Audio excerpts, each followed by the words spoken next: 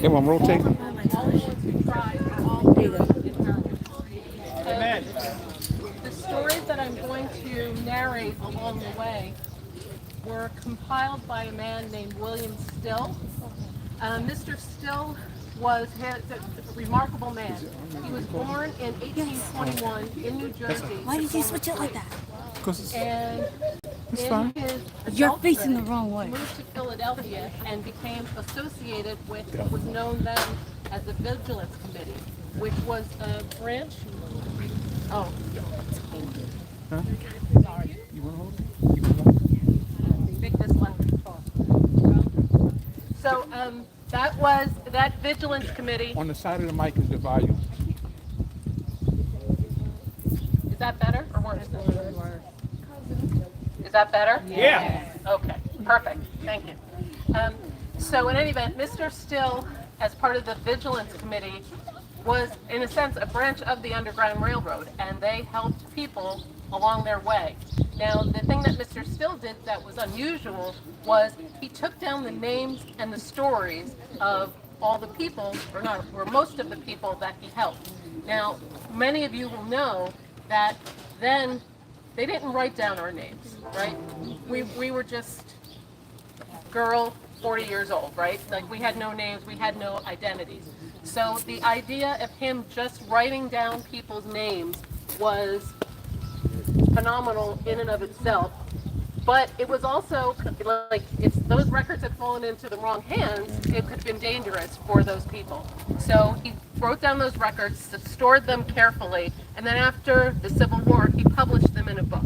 And the narration that I am going to give as we're walking is from either Mr. Still's words or some of the enslaved people themselves. Okay? So. And as we walked, as Pastor said, make sure you take a look at the signs, because it does have interesting information about the different slave populations in the different states. Okay, onward.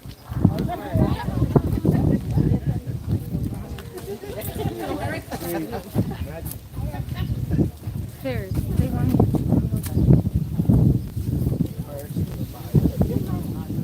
Buddy.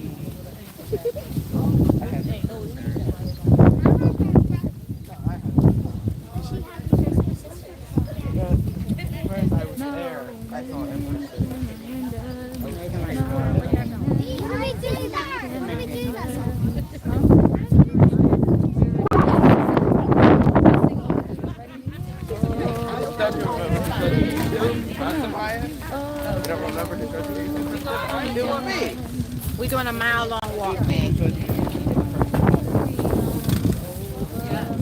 If you don't want to go around inside, go inside. Just break apart. Yes, guys, you guys, your sister. Okay, Paris, what's your birthday? Yes. Oh, freedom. Birthday, how far apart, Samaya? Right, birthday, how far apart?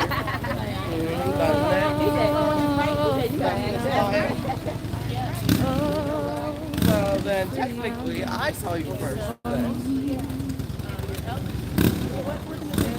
That's what I thought. Technically, I saw you first.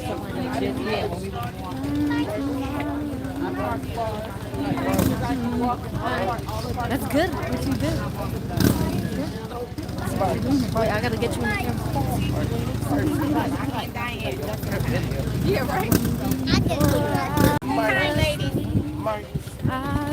Just in time. Just in time. The mile walk. Diane, I got her first. fix your face, guys. I saw her first. You know what they say?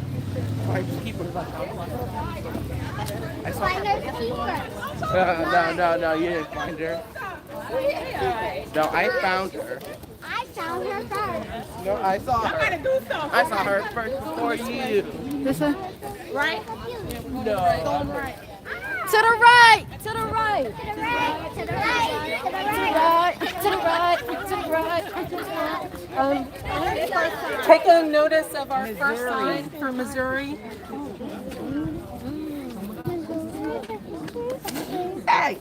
The history of slavery in Missouri began in 1720. Dating statehood is a large-scale slavery in the region.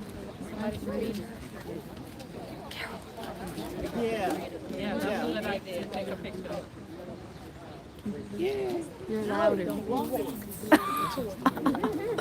Right. Because you have the big, you have the thing. Come, move guys. Move guys. So for Missouri, it says, the history of slavery in Missouri began in 1720, predating statehood, with the large-scale slavery in the region, when French merchant Philippe Francois Renault brought 500 slaves of African descent from Saint Domingue.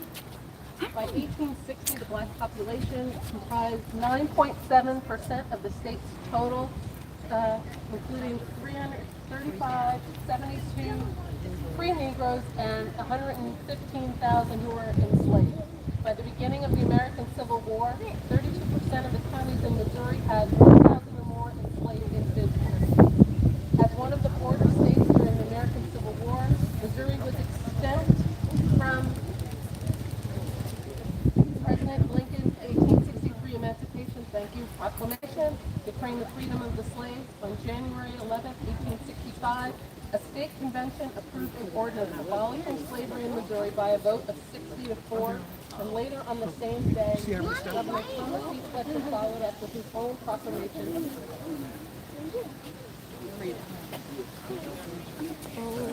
freedom.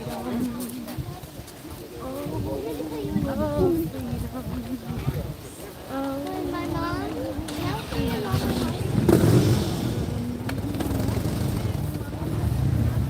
And before I be a slave, I be buried in my grave and go home to my Lord and be free.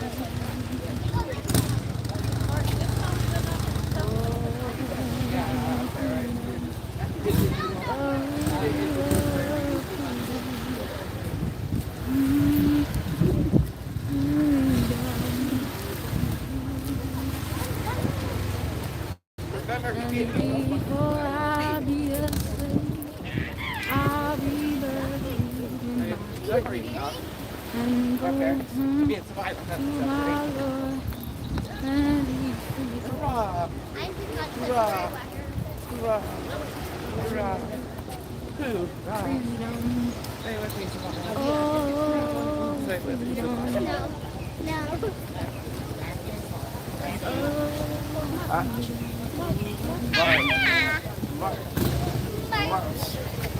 Right. I had it first. Right. I had it first, man. Right. Yeah. Okay, This is next time. you got it. Where? right up there. Yep, that's it.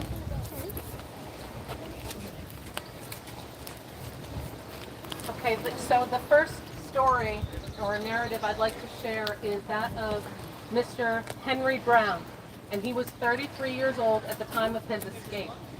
Now, Mr. Brown was enslaved in Virginia, and his wife and children were also enslaved, but they were owned by someone else. And one day, Mr. Brown was told, they're selling your wife and your children away. So Mr. Brown had You want to hold this? the horror of literally having his wife pulled from his grasp and taken off to another state. Hold it up. So he felt at that time it was time for him to try to escape. But he couldn't think of a good, he wasn't comfortable with any of the means that were known at the time. What are you Thought, doing? "Gee, what I ought to do is put myself in a box and that's Paris, myself that's with dry goods to freedom." So he found someone to help him, someone on the Underground Railroad, and they did just that. So he was put in a box 3 feet by about 2.5 feet by 3 feet. for those of you, I'm kind of visual, so think of like somewhere between the size of your dishwasher and your dryer. So he's, kind of hunched over. He was boxed in Richmond. They had put him in a box and sealed the top, and he was shipped to Philadelphia. This took 26 hours. Fortunately, he lived through that ordeal, and he was shipped to Mr. Still's group, the Vigilance Committee, and they opened it up and found that he fortunately was still alive. And he made his way on to freedom in Boston, and that's where he wound up living. So I want to, and this story was famous at the time, and he became known as Henry Boxbread. So today I just wanted to bring to remembrance Henry Boxbread.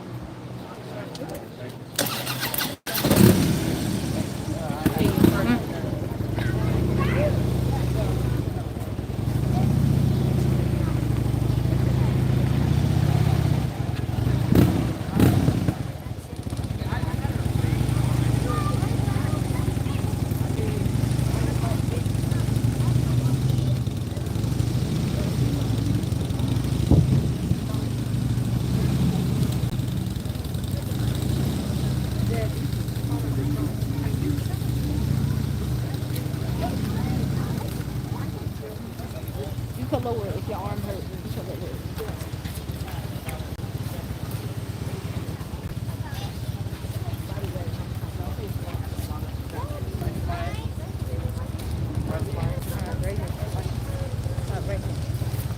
Show the sign.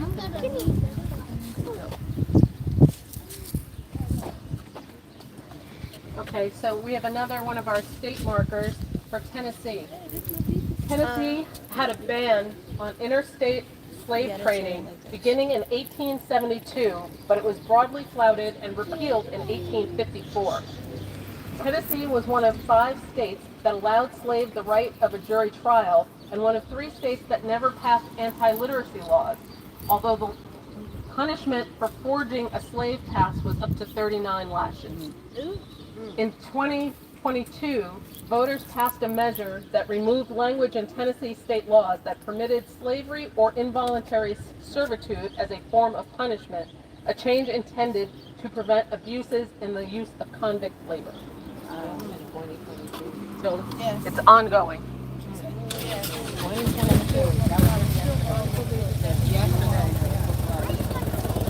2022, still happening.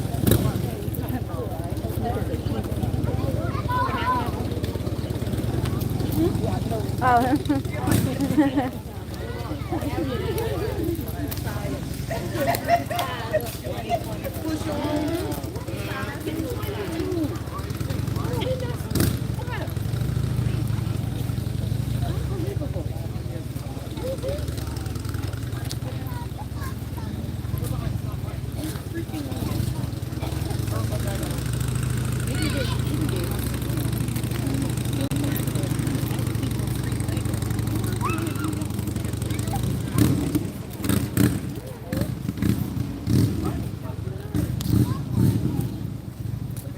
Look at all these pretty houses, man. It's big. What's your name? It is. I don't know. My name is Trinity. You call me Trinity.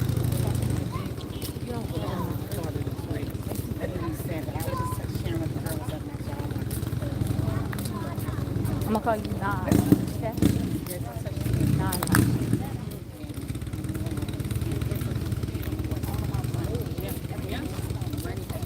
Get him out of there. Money driven. Exactly. Everything is down to money.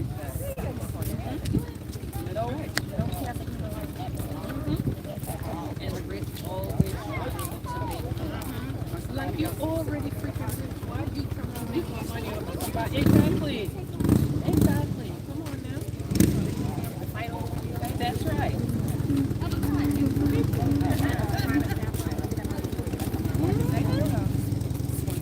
That's right.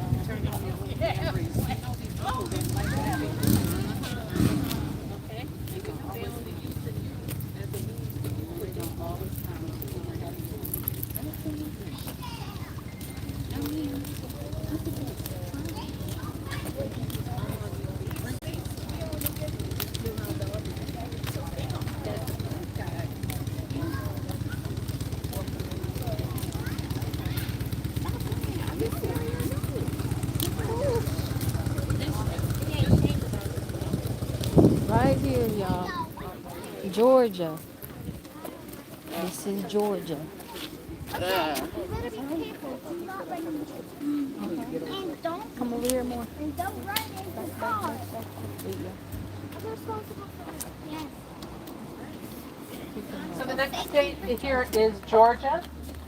Georgia figures significantly in the history of American slavery because of Eli Whitney's invention of the cotton gin in 1793. In 1860, less than one-third white male owned enslaved people. Statutes made it illegal to circulate abolitionist material. 1859 Savannah was the site of a slave colony locally known as Weeping Time, one of the largest slave sales in the history of the United States. Good old Georgia. So that was Georgia. Here. You take it.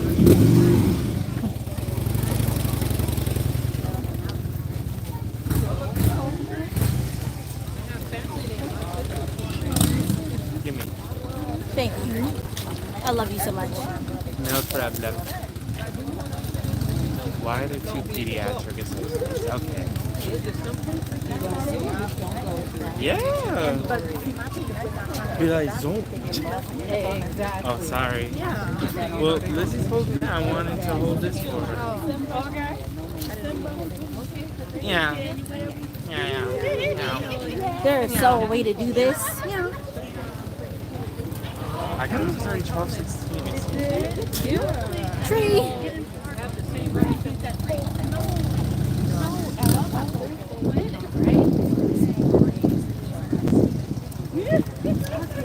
I'm gonna let y'all know I'm about to go around. I'm about to go around because I think they're going outside.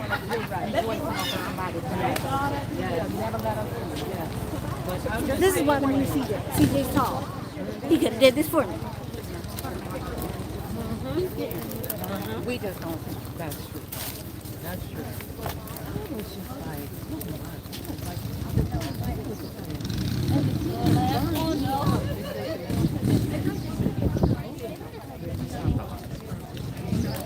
What to say? What? So what's the last one? I was like, what? That's not even a... Wow, there's a dentist, a pediatric... Wow. Oh, there's a psychiatrist. Wow, there's everything here.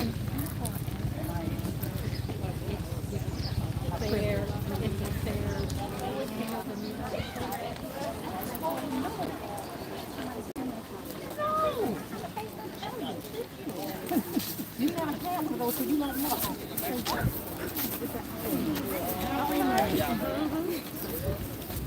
Maryland.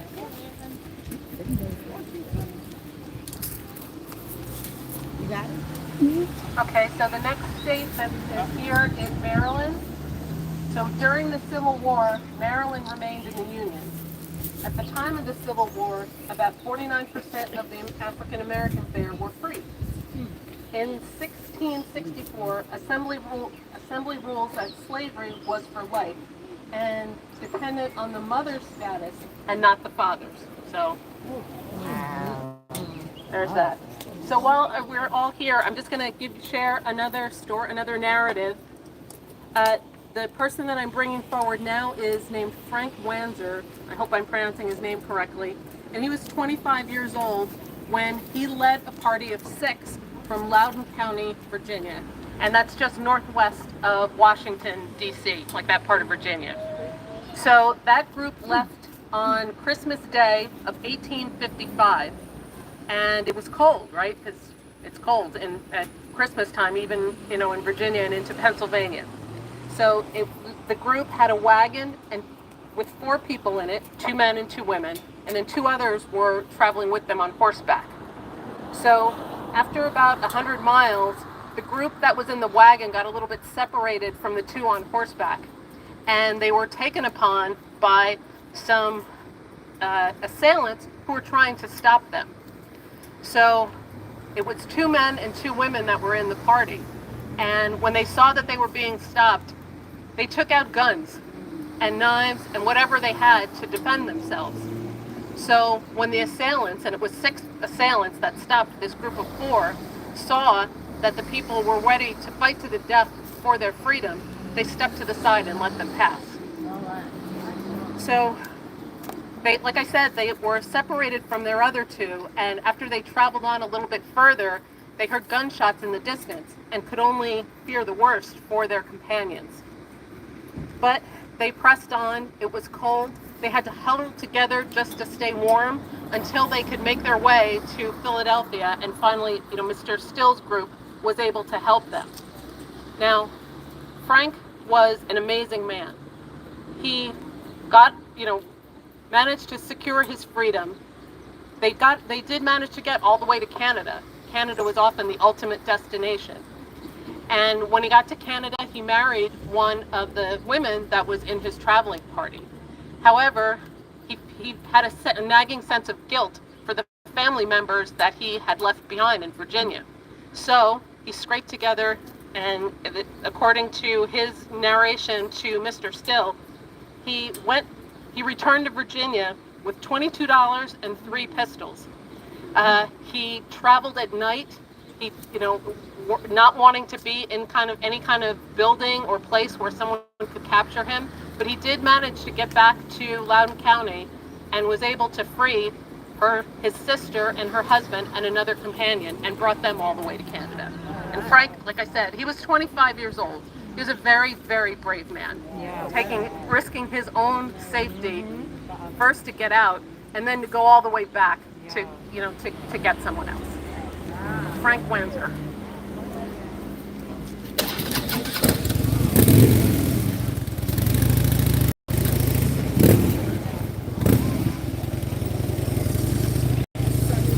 Really? What? I was facing the wrong way.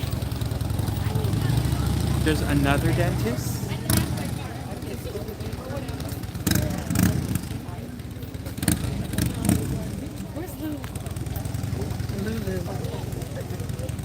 Lulu.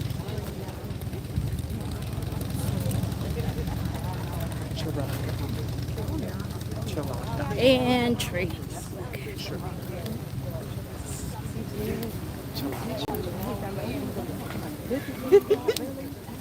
It comes with a lot of things. I know.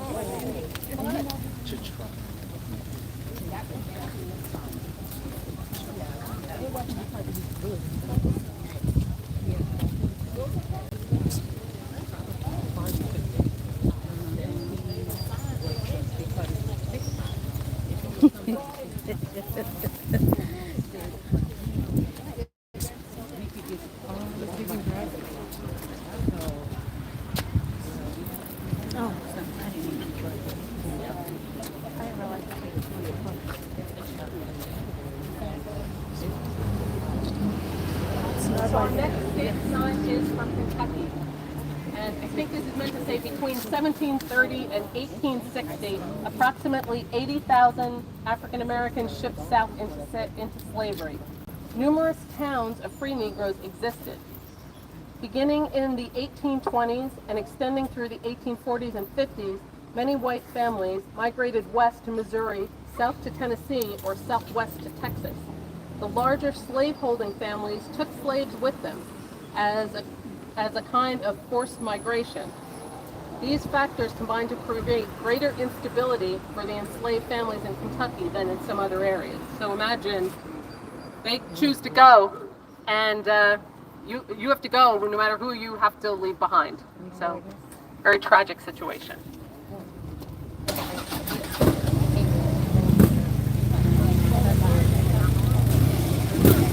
Yeah.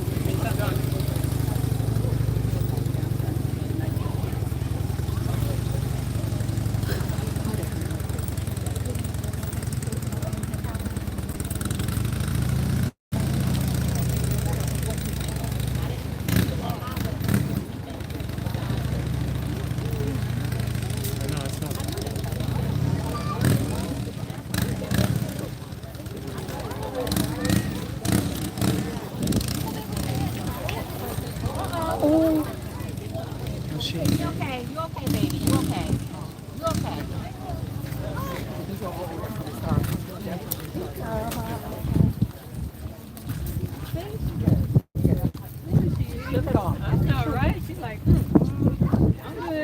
Oh, somebody lost his shoe.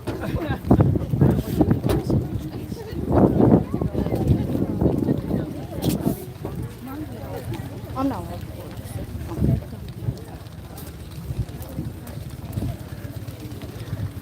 All right, I'm better. I'm a lot better.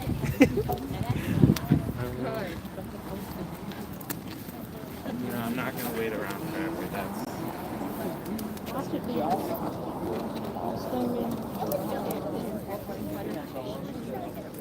So our next state is Florida. 1855 Act prevented free Negroes from entering their state. How crazy is that? Former slaves found refuge among the Creek and Seminole, the Indians that were in that area. By 1860, Florida had about 140,000 people, of whom 44% were enslaved and fewer than 1,000 free people of color. Their labor accounted for 85% of the state's cotton production. The 1860 census also indicated that in Leon County, which was the center of both the Florida slave trade and their plantation industry, slaves constituted 73% of the population. As elsewhere, their value was greater than all the land of the county put together. So, sorry. I'm going to share another narrative, and this one is from a woman named Nancy Grantham, and Nancy was 19 years old when she fled. Now, she fled from near Richmond, Virginia, and according to Mr. Still, she was moved to escape simply to shun her master's evil designs. And previously, Nancy had a sister who was in the same situation and repelled the master's advances towards her. And her sister was beaten and sold to New Orleans. So Nancy found herself in the same situation and kind of knew what her choices were. Here are Nancy's words. She says this much more eloquently than I could. Here are Nancy's words to describe the situation when she fled. So Nancy said, "The very day before I escaped, I was required to go into his bedchamber, the master's, and keep the flies off him as he lay sick, or pretended to be so.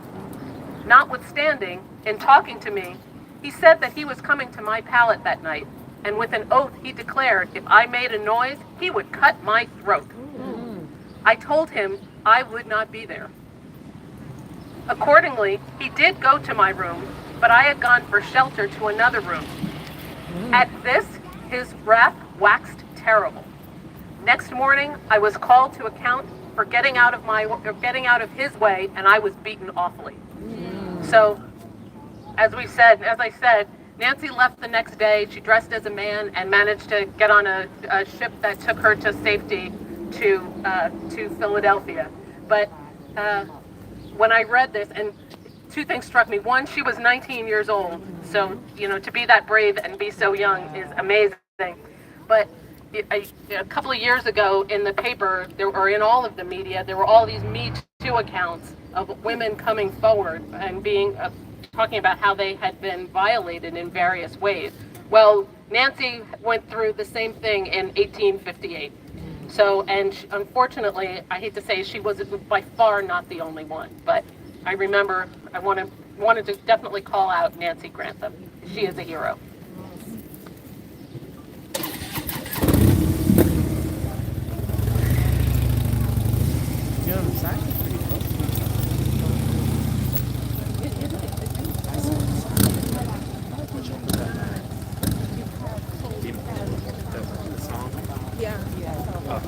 So you don't care? No. You don't care about me? No, that's okay. No, I don't understand that. No, it's not that. He's messing with him. That's why he was passing it on to the other boys. He was groomed, so that's what he knew. That was what he was taught.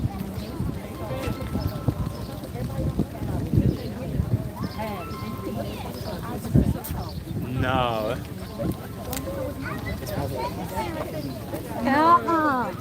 Exactly.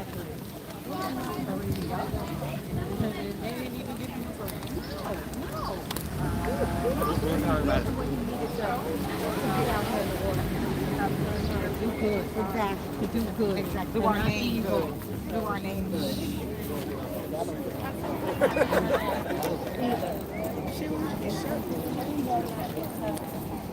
13th Amendment is not ratified. Okay, so our next state is Delaware. In Delaware, the 13th Amendment was not ratified until 1901. After Juneteenth, the state did not make slavery illegal. And legally free blacks were sometimes kidnapped back into slavery.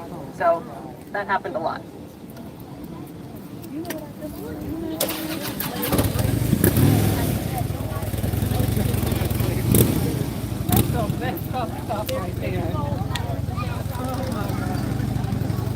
We have to start putting them close together. That's why they're all closer together. How does that work? Kind of bitter and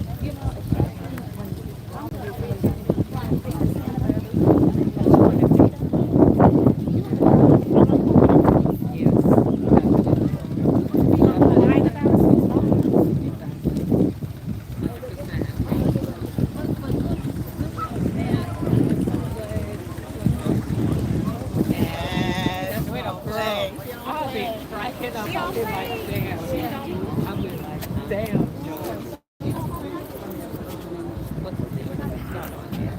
I know, it's scary.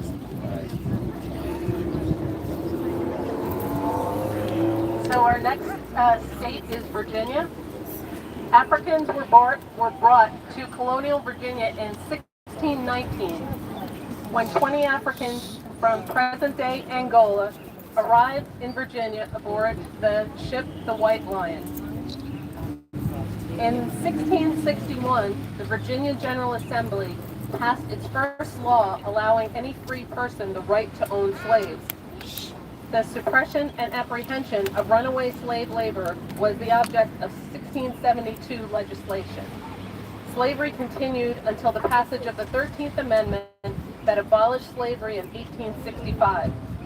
There were laws enacted and other practices that limited African American rights and opportunity after the Emancipation Proclamation. And I have another story or another narrative to share. This man's name was Charles Gilbert, and he wins my award for resourcefulness in trying to get to freedom and never giving up. In 1854, Charles Gilbert was owned by a slave trader in Richmond, and he knew that the man was trying to sell him, so he decided he wanted to escape before his situation got any worse. So he was in Richmond, and he found someone who told him that they would help him escape if he could get to Old Point, Virginia, which is about 160 miles away, which he did by himself. So by the time he got to Old Point, that offer had vanished, so he had to hide and try to make his way the best he could. So he hid under a hotel. For about a month and lived off the scraps and garbage that the hotel threw out. A child saw him there, so he had to flee. And when he fled, most people didn't want to help him, because if you helped a fugitive, his owner was looking for him and had a $200 reward on his hands. $200 then is worth about $7,000 now. So that was a lot of money at the time. Finally, he found another slave, a woman who was a laundress, and she let him hide under her little cabin where she did laundry. So he stayed there for a while. One time he heard the police officers walking on the floorboards over him as they were searching her cabin looking for him, but they didn't find him. He scattered and hid in varying places at varying times. Finally, he managed to someone helped him to scrape together $30 so he could stow away on a steamer that would take him from Norfolk to Philadelphia. So Finally, it was the day before he was supposed to leave. He was inside the washerwoman's house, and the officers came back looking for him. And he was just hiding behind a curtain. So the only thing he could do to save himself, she was a laundress. So he threw on women's clothing and put on a bonnet. And when the officer said, "Whose gal are you?" he gave a name and told them his name was Seeley, and they let him pass. So he went and hid for the rest of the day, got on the steamer. The boat was delayed, but finally he did make his way to safety in Philadelphia.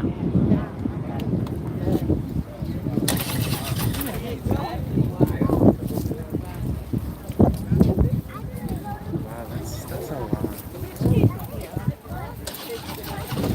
But that was definitely smart to have the bonnet and stuff.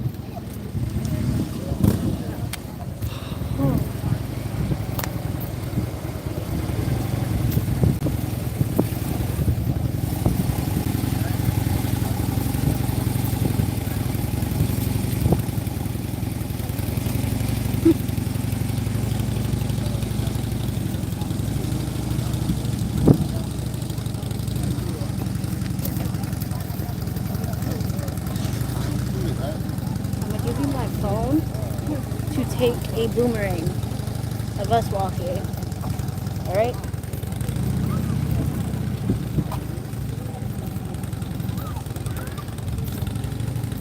Take a boomerang.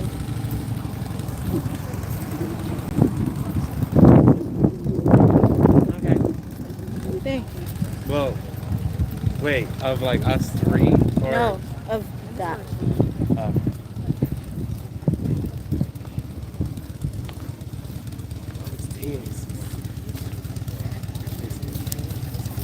Oh, I almost fell.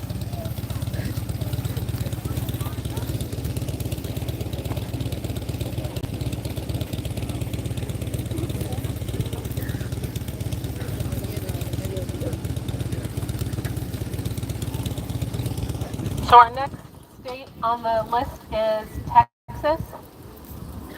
When the United States purchased Louisiana in 1803, Spain declared that any enslaved person who crossed the Sabine River into Texas would be automatically freed. In the 1870s, a system of legalized racial segregation and white supremacy was enforced. In 1876, Texas adopted a new constitution requiring segregated schools and imposing a poll tax, which decreased the number of poor voters, both black and white. By the late 18th century, Texas passed other Jim Crow laws.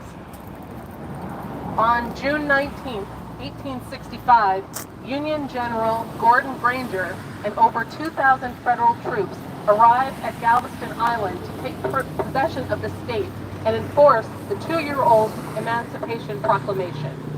June 19th, the day of Emancipation announcement, has been celebrated annually in Texas and other states as Juneteenth. And as we all know, it is now a federal holiday.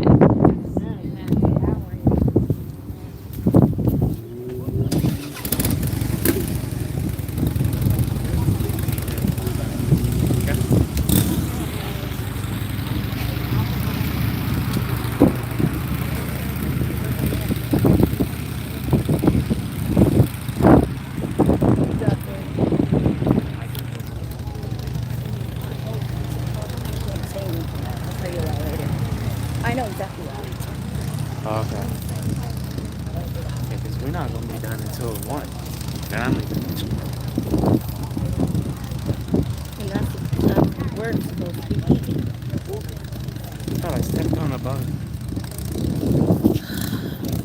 I think. Yeah. Yeah, I did. Yeah. We'll tell you later.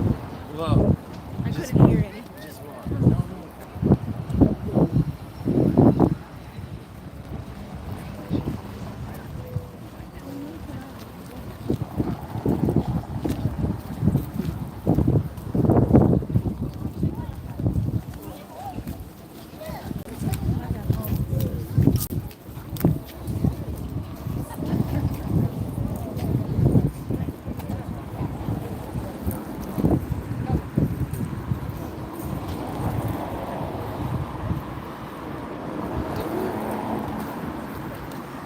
Okay, so our next state is Mississippi. The state of Mississippi had one of the largest populations of enslaved people in the Confederacy, third behind Virginia and Georgia. The Mississippi State Slave Code, first passed into law by the Mississippi Legislature in 1823, prohibited groups of 5 or more enslaved people gathering as an unlawful assembly, and leaving a plantation without a handwritten slave pass was prohibited, even to attend religious services. Slavery was abolished in Mississippi by the 13th Amendment, ratified in December 1865 to abolish slavery. However, the slave did not officially notify the U.S. Archivist of its ratification of the 13th Amendment until 2013. Oh, wow. What's the wait? I have another narrative to share. This one I'm sharing is Anne Marie Jackson, and she was 40 years old. Now, Anne Marie had a large family. She was married. She had a large 9 children, and she and her husband had watched as some of their 2 oldest children were taken away from them and sold away by their slave master. Now, the thought of his children being taken so troubled her husband that it killed him, and he died. This left Anne Marie with 7 children to manage by herself. Now, in her narrative, she was a laundress, was the job she was assigned, and she talked about how she had to go to work every day, doing this laundry. She had to leave her children in the house by themselves. So every day she would leave in the fear that either a fire would come or there would some other tragedy would touch her family while she was away from them. She also feared that as her children were getting older, more of them would be taken into slavery and sold away. And one day she did learn that, like, she was in Delaware, she learned that the master had plans to sell 4 more of her children further down south. So she left with 7 children. Now, 7 small children and this woman, but she had to do what she had to do. Fortunately, she was able to get to freedom. She got to Mr. Still's office, and they were able to help her escape.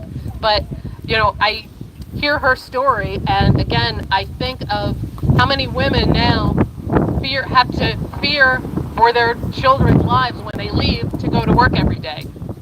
Granted, we don't have the fear of someone snatching them up and selling them away, but still the fear of you have to provide for your family, and it terrified her. So I wanted to recall Anne Marie Jackson.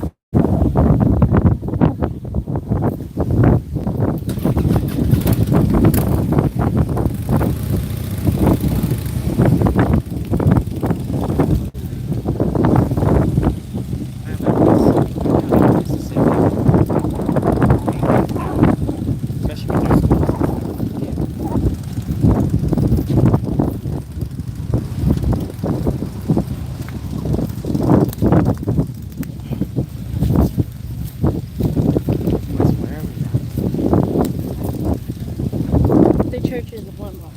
Oh. That's our street right there. Oh.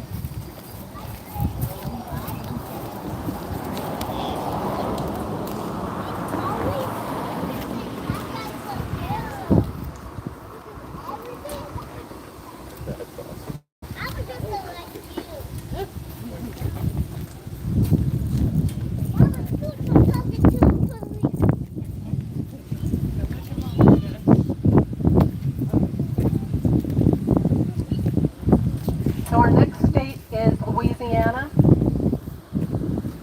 1857, the state banned individuals from freeing their slaves. Only a legislature could do it. How crazy is that? In 1811, the largest slave revolt in the United States occurred near New Orleans. And New Orleans was the single most important slave market in the United States. One historian described the scene. In the fashionable streets of the business quarter, there were slave barracks, slave showrooms, slave auction houses. In some of these establishments, Negroes were attractively attired, were exhibited in show windows or on verandas, precisely as one might offer any other kind of merchandise for public inspection.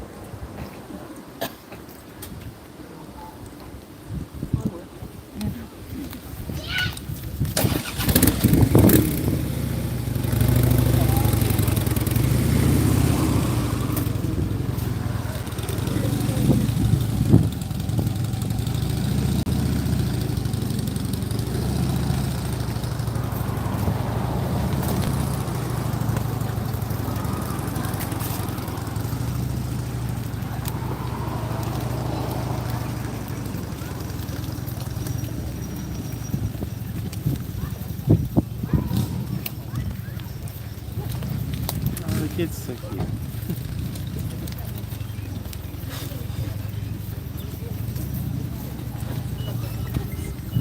Right, I love the energy. That was us at one point.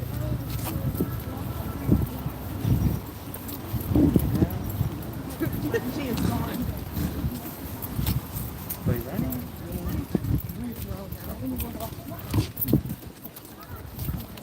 Maybe in the next episode. Somebody's house. Right. Yeah, definitely.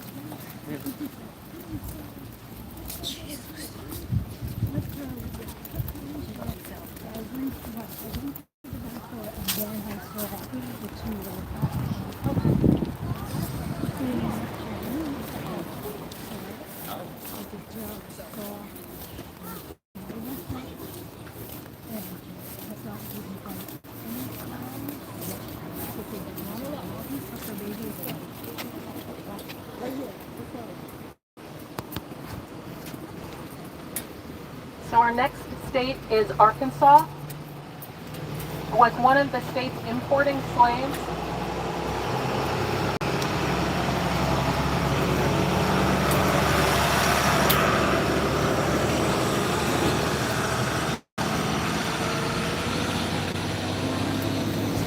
One out of 4 white people owned slaves before the Civil War. And they say by 1860, only 33 people of color lived in that state. Slaves could testify for and against free Negroes or other mulattoes on trial for trespass or felony, but not against white people. And there were 440,000 black enslaved people were freed in Arkansas after the Civil War. And I have another narrative to share. This is of a man originally named William Jordan who changed his name to William Price. Now, he was initially the property of a widow named Mary Jordan, and upon her remarriage, he became the property of the governor of the state of North Carolina.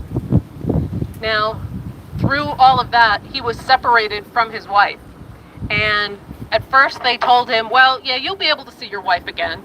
But then when he pressed them on it later, they said, no, it's too much trouble. We can't do that. So and they also told him that they would let him go and work and earn his own money so he could try to buy his own freedom. They reneged on that too. So Mr. Price decided that it was time for him to leave. So he left and escaped into the woods. Now, he didn't know of anyone in the Underground Railroad or have anyone to help him. So he had to hide in caves, in the woods, and just foraging for whatever he could for 10 months until he was able to find an Underground Railroad captain who was to help him escape. But just imagine for 10 months having no idea where your next meal was coming from. Sometimes, somebody took pity on him and provided him a meal. They talked about how on occasion there was a plantation nearby and he would raid that and, try to sneak in at night and steal a pig or something else he could use for food. But for 10 months, he had to kind of live by his wits off the land until he was able to get his way to freedom. But he did eventually become free.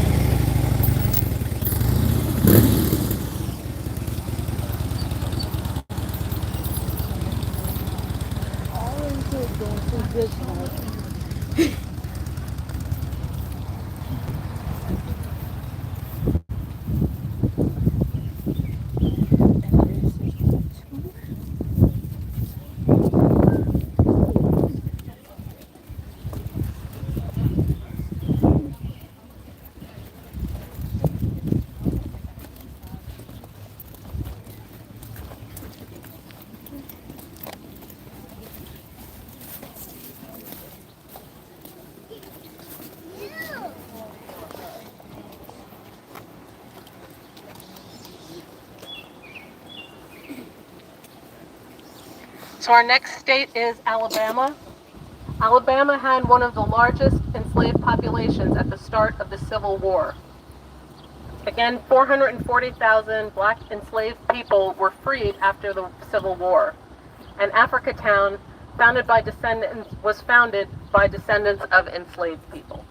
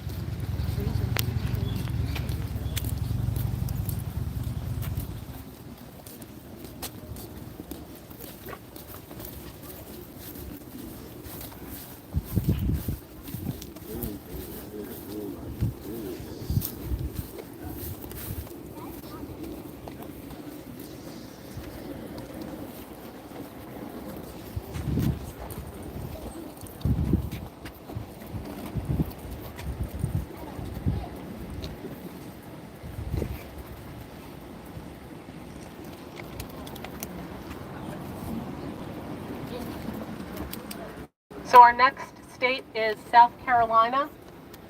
Africans were imported in significant numbers from about the 1690s, and by 1715, the black population made up about 60% of the colony's total population.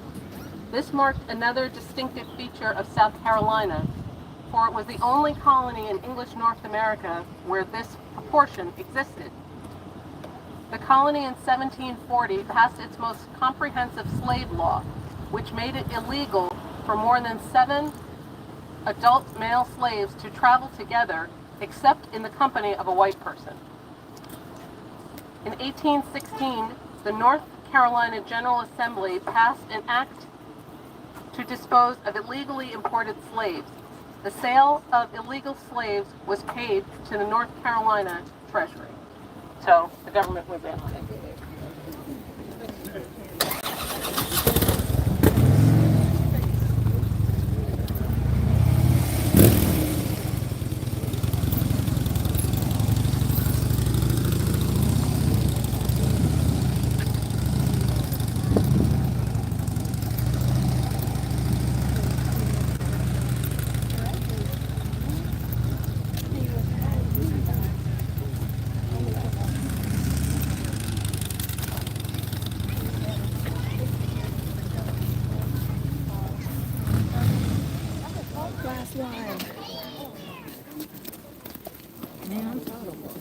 It's the last one.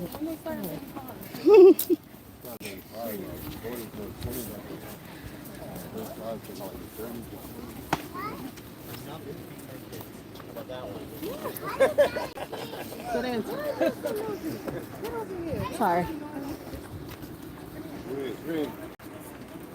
So our last state is North Carolina.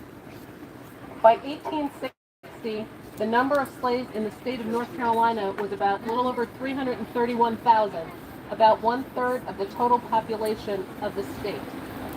Most of the free colored families found in North Carolina in the census of 1790 to 1810 were descended from unions or marriage between free white women and enslaved or free white or free African or African American men in colonial Virginia. Because their mothers were free, their children were free. In 1863, on January 1st, the Emancipation Proclamation, issued by President Abraham Lincoln, changed the status of enslaved African Americans from slave to free in North Carolina and the other Confederate states. Slavery in 1865, slavery abolished by the 13th Amendment to the U.S. Constitution, excluding convicted criminals. It affected 40,000 remaining slaves. And I have one last narrative to share.